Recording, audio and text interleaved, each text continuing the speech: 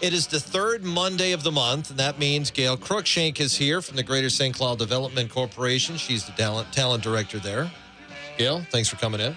Good morning. Thanks, Jay. Brady DeGagne is with us as well today, Director of Programming and Facilities, Boys and Girls Club of Central Minnesota. Brady, good to have you. Good morning. Thank you. All right, so today we're talking about the Boys and Girls Club programming, preparing students for careers. We are. And the reason I wanted to bring Brady into the studio with us today is Boys and Girls Club is so aligned with a lot of the career development initiatives that we are doing within the community. You know, Jay, you and I have talked about EPIC a number of times. It's exploring potential interests and careers. It's our career exploration community collaborative that really helps our students get a better understanding of what careers look like and what would be best aligned with their skill sets and their passions. And as we kicked that off in 2019, really what was so cool to see is Boys and Girls Club really aligned a number of their programs to really come right alongside of all of these initiatives and really helping reinforce that career exploration piece. And Brady leads that for Boys and Girls Club. So wanted to allow them to kind of highlight what are they doing. So, you know, if our employers want to get involved, if they want to get involved with Boys and Girls Club or with any of our EPIC initiatives, we would love to have more people helping support all this great work. Brady, can you tell us about some of the programs you do? Yeah, so Career Start started, like Gail said, in 2019. GSTC was a big part of helping us get it up and running and moving it forward. It's transitioned a lot over the last couple of years. Obviously, within childcare, things have changed drastically and weekly for us. But where we're at right now, the big focus for us is really, like Gail said, helping students really understand what their skill set is, what their passions are, and who they are as a person to help them figure out what that next move forward is. With this last summer, it's been really fun to see some of our kids together and launch some big initiatives that we've had. Since 2019, we were looking at getting more access to the skilled trades, getting more experience to the skilled trade with the students that we serve. And we finally were able to do a shed build this summer, just because we had the resources, had the support from the community. Bradbury and Stam, Restore 24, as well as McDowell and Rice companies did an amazing job helping support us as far as funding, as far as getting our skilled trades building set up and process. And kids built a gambrel shed that we sold at our summer benefit this last week. So it was a blast to see it come together. It was really neat to see how fun and interactive it was. And then along with that, we have a new VR headset at each of our clubs that we're going to be able to give kids hands-on experience through the virtual reality realm.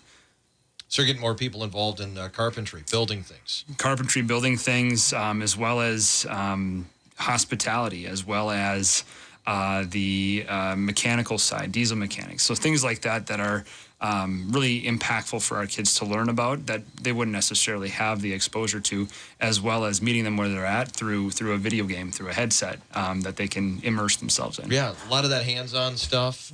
You know, one of the things that I know we've talked about before too, Gail, is that people that work in the trades, they're kind of aging out, and there's not that young group coming up to kind of take their spot. And some of that, this is physical labor. And the younger you are, the more equipped you might be for physical labor. Right. Just as I'm getting older, I can certainly relate to that. Well, and there's really every industry, you know, through the work. So it's not just the focus on the skilled trade. I mean, it's even the business, it's entrepreneurial. I mean, they're doing some business startup stuff at Career Start. So again, it's really every industry. But again, those kids don't know what they don't know. And if they don't have a role model that is in a certain career of interest, they don't have the means to explore.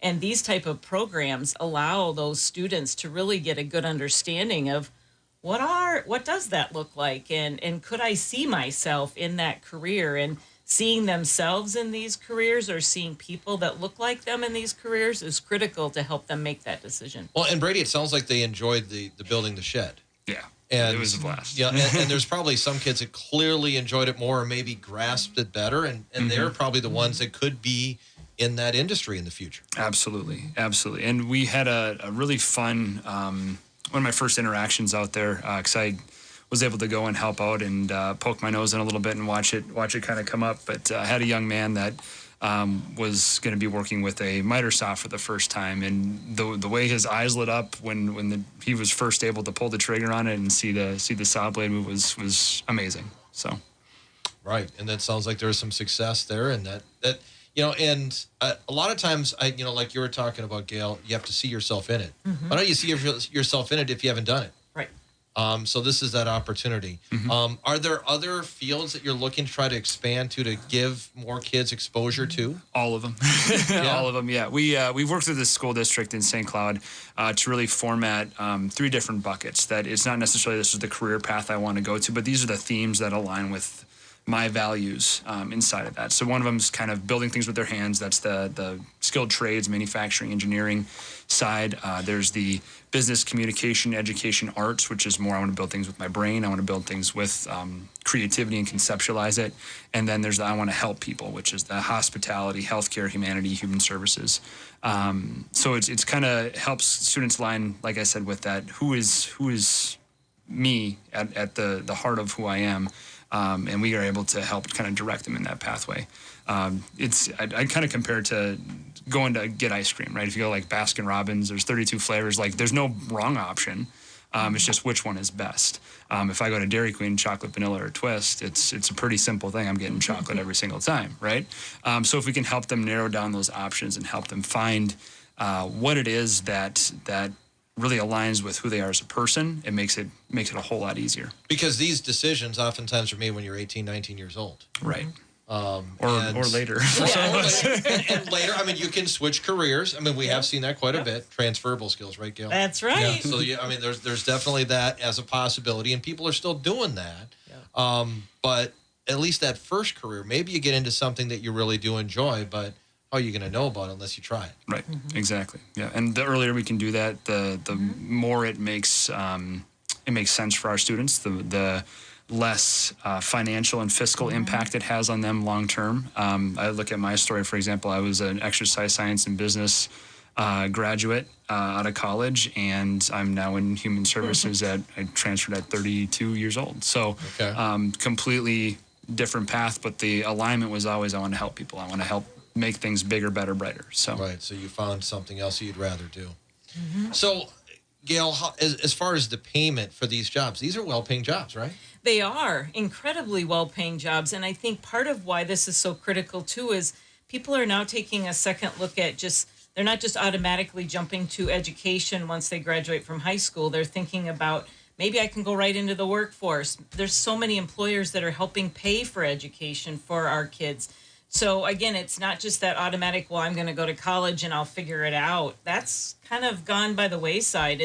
I think they all know they need a deeper plan before they do graduate, and just all of these opportunities to explore and try on and really get a chance to, put their self to work gets them that better understanding of what those careers could look like and where do they see themselves. And so that's why this exploration opportunities are so critical for all of us. I mean, again, we all continue to learn, but we don't know what we don't know. And so this gives us that chance to help be more well-informed before we make a decision about what our career could look like. Are a lot of these jobs giving these individuals an opportunity to be like an apprentice, to work with someone who's on the job?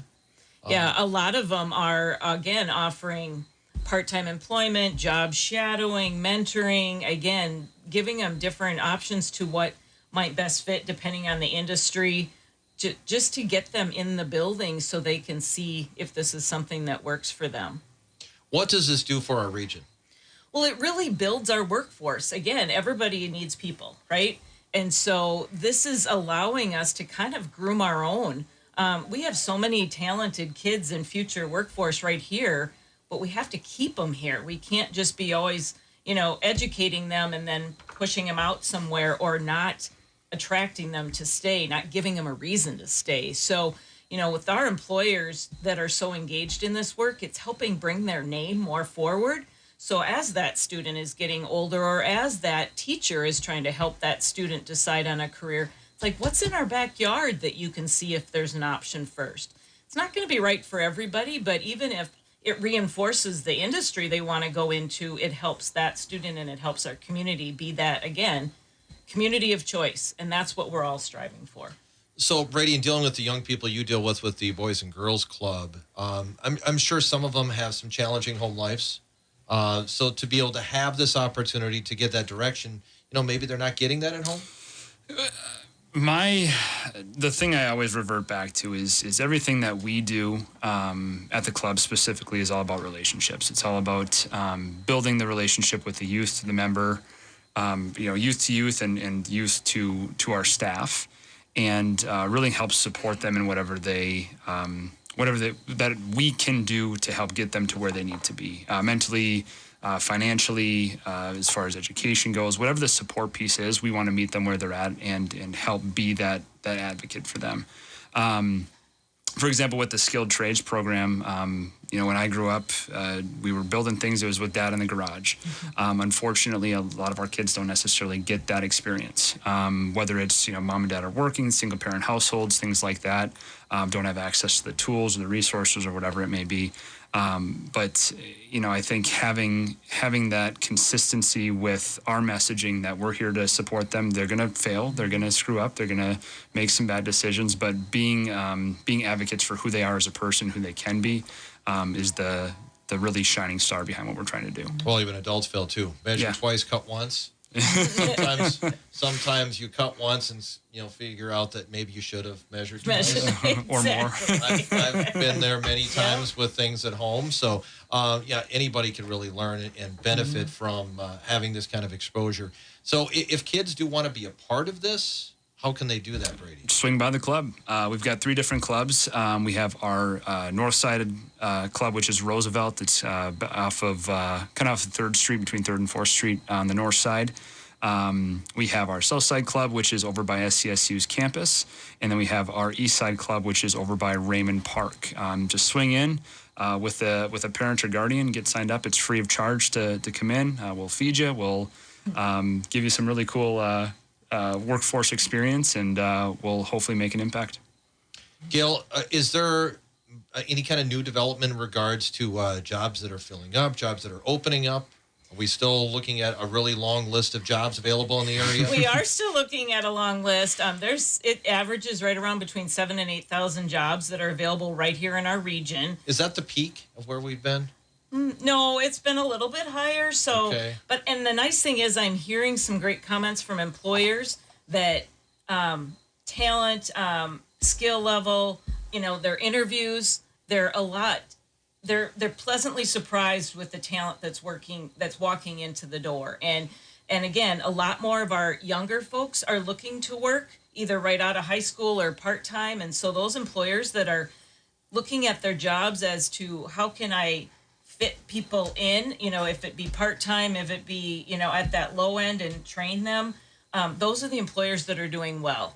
And the employers that are engaged in such work as Boys and Girls Club and all of our EPIC initiatives, they're starting to see the benefit of promoting themselves, promoting their industry, and again, getting more people aware of the work that they're doing in the community. When can people start this job? I mean, do you have to be 18 to be able to start doing some of these things?